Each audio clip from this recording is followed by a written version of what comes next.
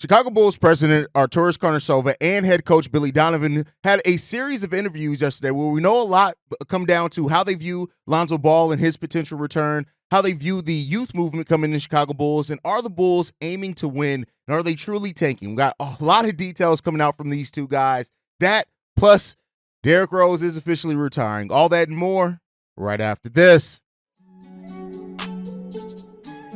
You are now tuned in to Chicago Bulls Central, your number one place for all Chicago Bulls news and content.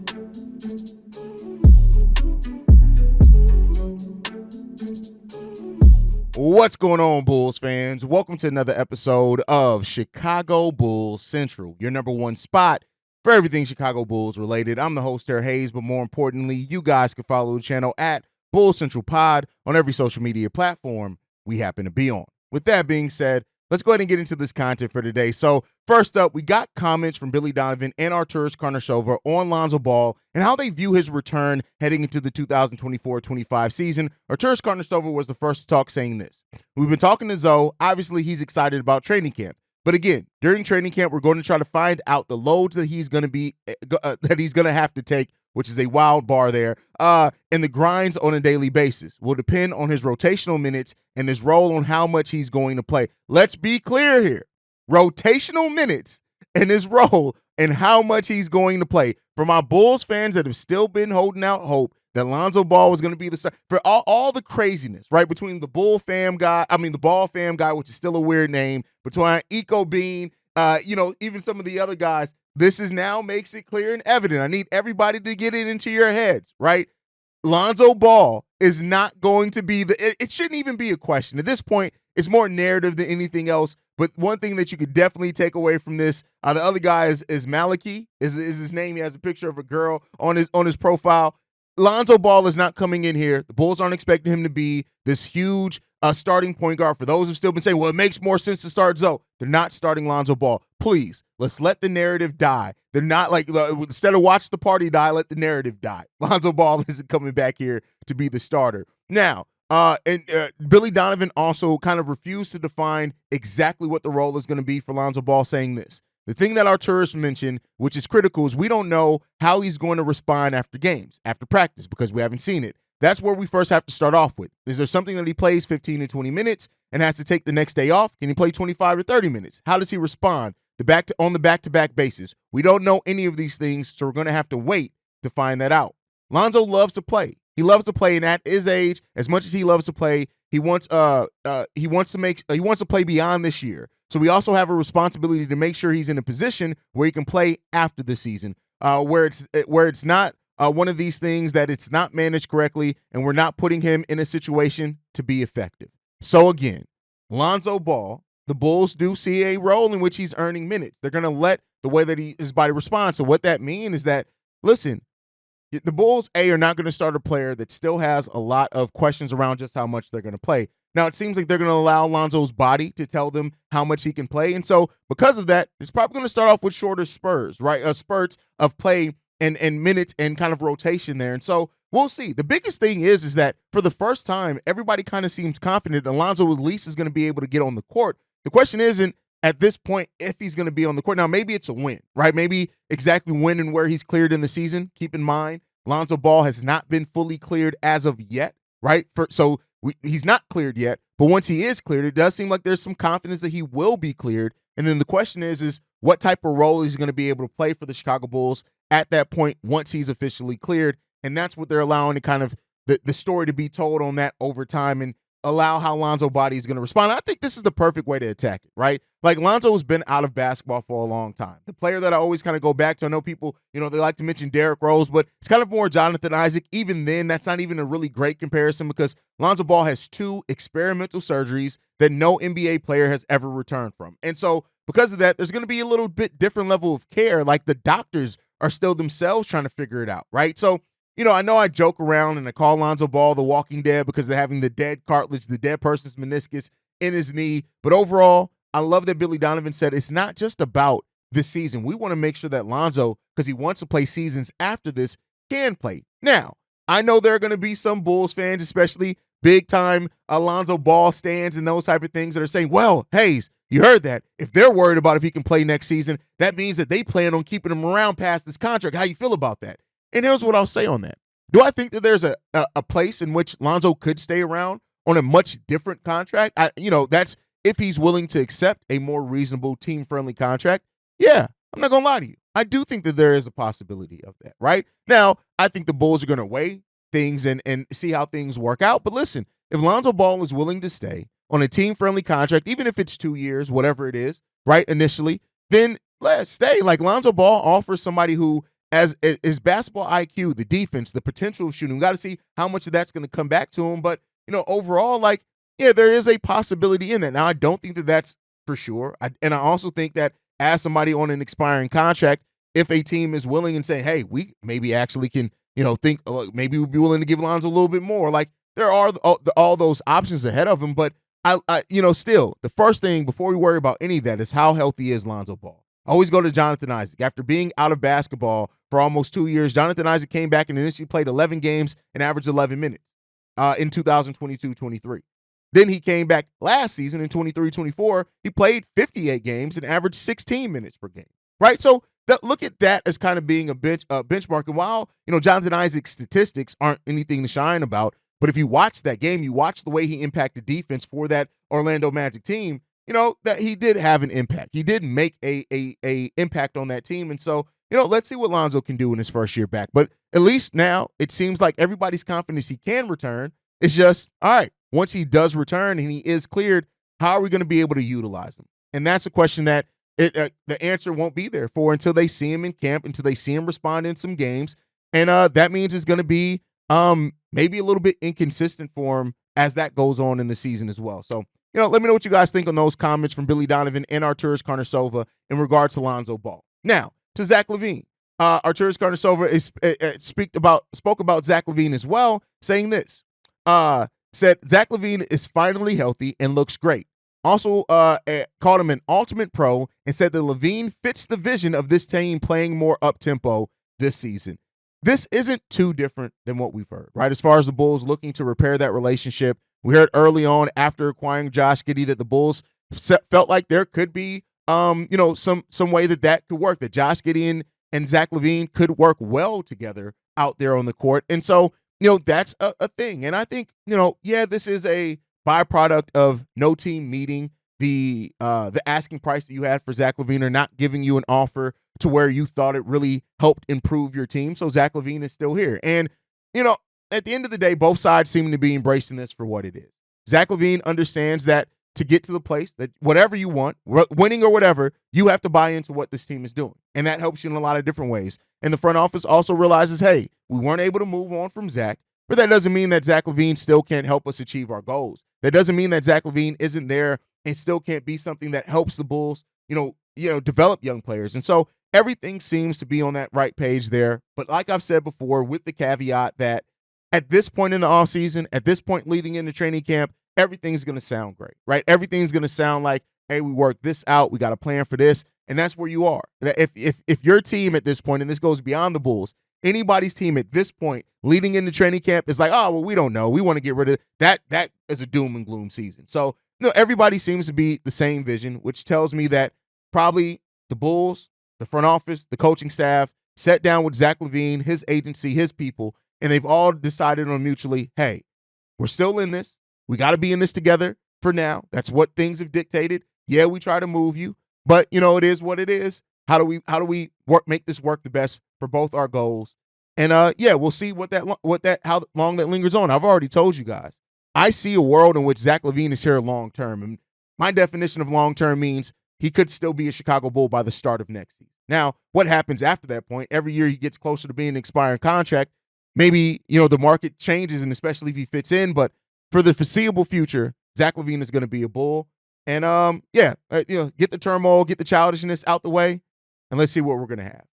Billy Donovan was also very honest on the Bulls and their defensive abilities and how he sees that as being a difficulty for the team next season, saying this: getting stops are going to be a challenge for us. We're going to have to do it by committee. We're going to have to be creative to cover each other in certain situations. We're going to have to put a huge emphasis on contesting shots.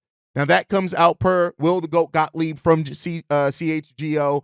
in his time sitting down with Billy Donovan. And here's what I'll say on that. You goddamn right defense is going to be a problem. And that comes from your head coach, right?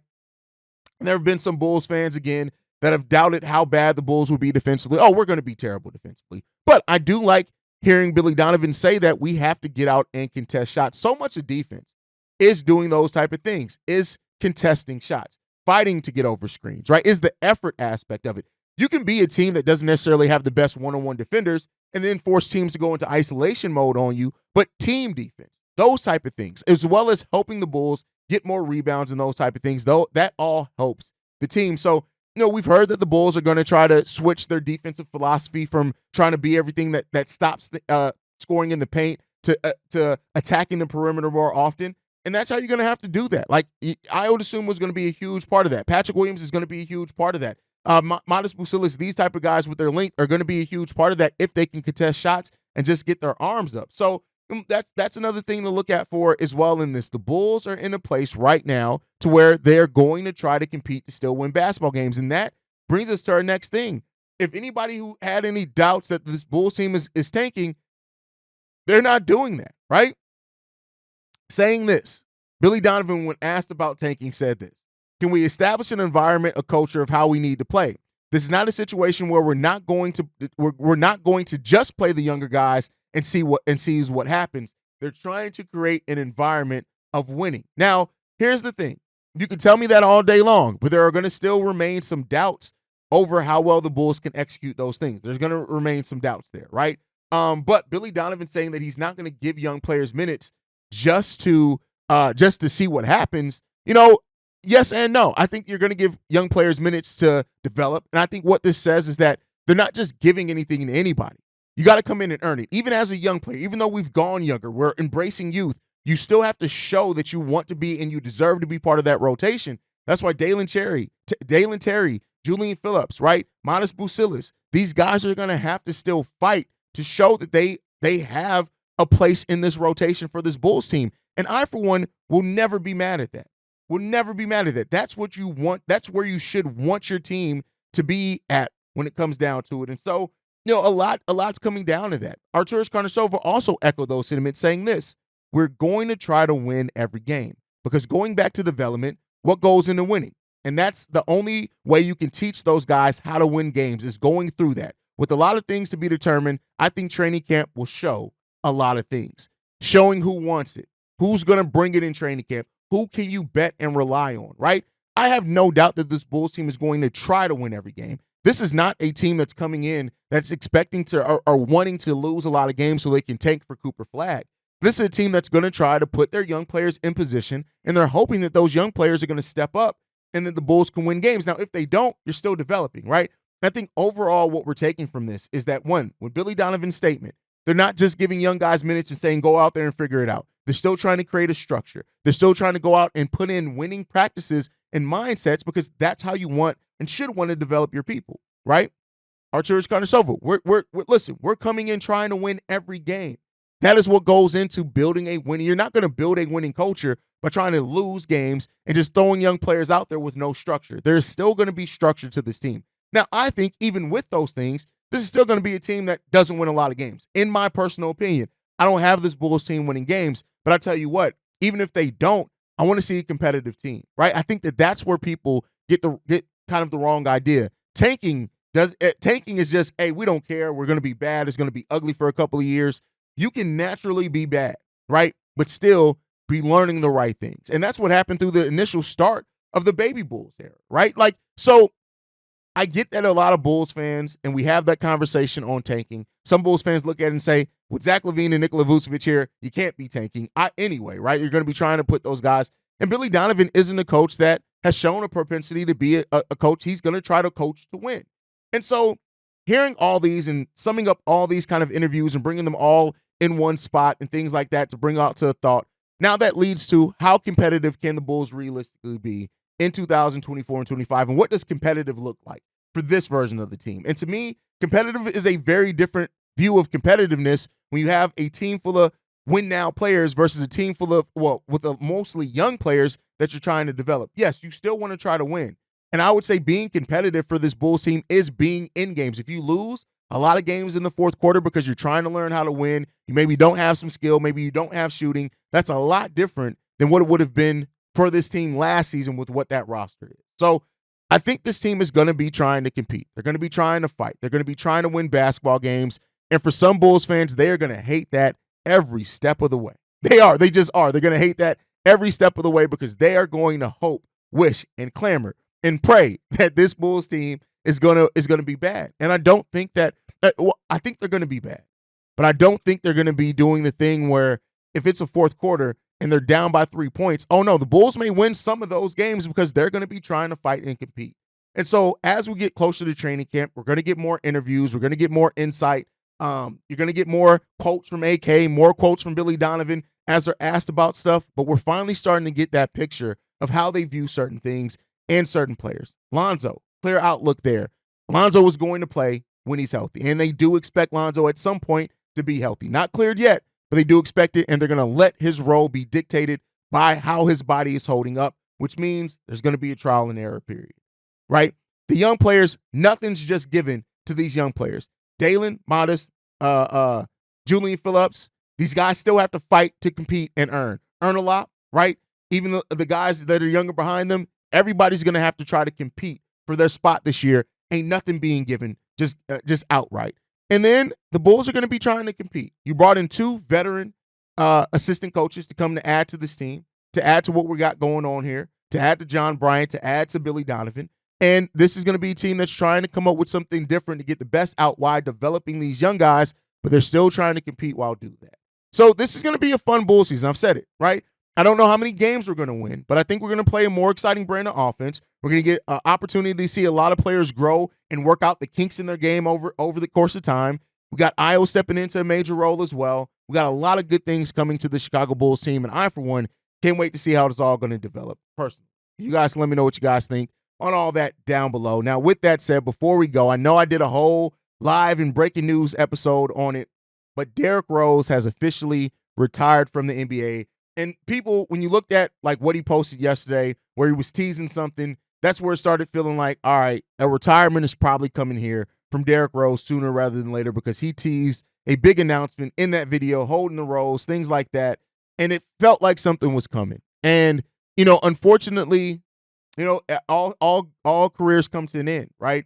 And usually a career comes to an end. Not everybody gets to go out on top. Some people go out and unfortunately like a big what if. And, I love that Derrick Rose still gave back to fans. When you look at the way that he did this retirement, he took out newspaper ads in basically every city that he played for to thank the fans. The New York Times, the Commercial Appeal, the Detroit Free Press, the Cleveland Plain Dealer, the Minneapolis Star Tribune, and the Chicago Tribune. He took out ads in all 6 of those newspapers to thank fans, and Derrick Rose goes out as a class act.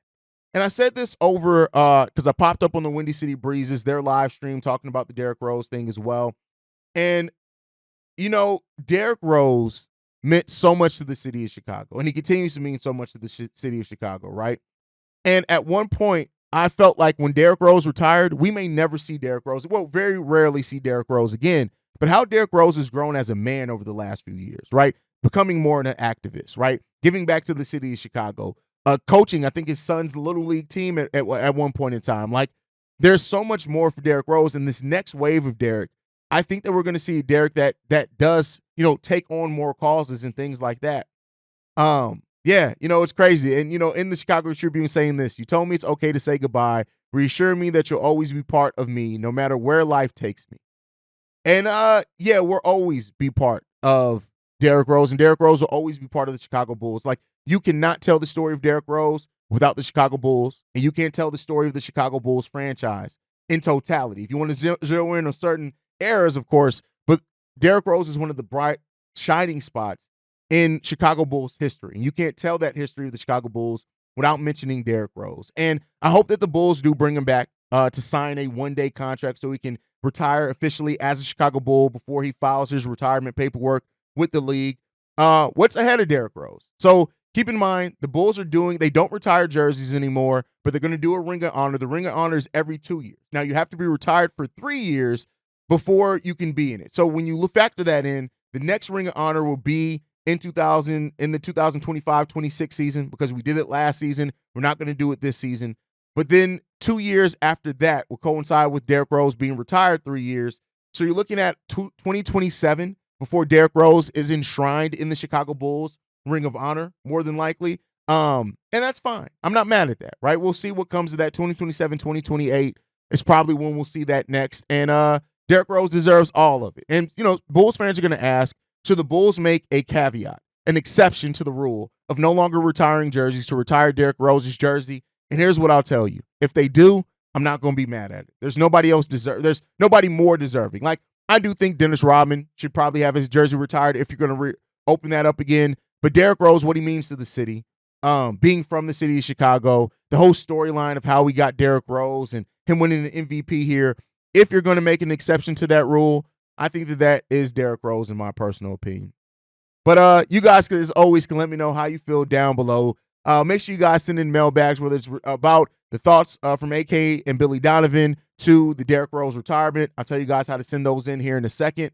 Make sure you guys are following the show at Bulls Central Pod. You can send us any feedback, questions, comments, concerns. BullsCentralPod@gmail.com. Lastly, if you want to leave a text message and our voicemail for the mailbag, the number to do so, 773-270-2799. We are the number one spot for everything Chicago Bulls related, and that's thanks to you guys. And like I like to end every episode on, go Bulls. Love you guys. See red if you can, y'all. Peace. This has been a presentation of the Break Media.